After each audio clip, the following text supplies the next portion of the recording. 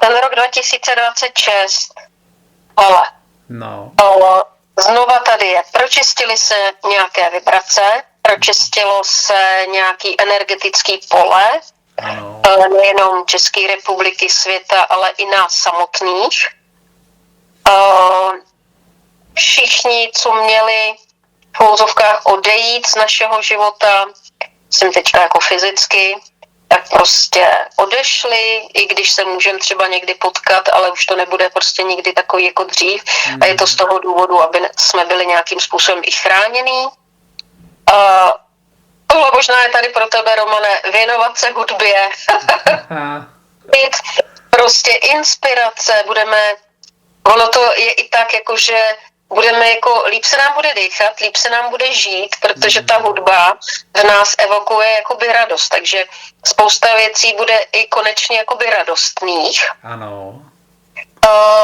Že teď se nám opravdu zvýší ten vnitřní hlas, ta intuice. Pro každýho, úplně bez výjimky, pro každýho tady má ten rok připravený nový začátek. Jsme na to konečně připravení. Budeme kreativní. Ale přišel tady ten archanděl Azrael, takže budeme se cítit prostě líp jakoby v bezpečí a přemění se takový ty dramata se přemění v nějakou jako laskavost, budeme mít víc odvahy, ukážeme světu prostě takový to svoje pravý já. Je tady otevřená kniha příběhů, máme tady čistý list, jakoby papíru, takže máme si víc věřit.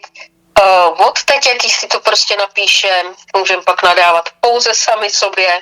Je tady dokonce víc cestování a jsou tady hodiny, takže jak se říká, všechno má svůj čas, takže to, co jsme říkali, že třeba nejde, tak ta trpělivost v podstatě bude korunovaná. A to vidím dobře ten rok.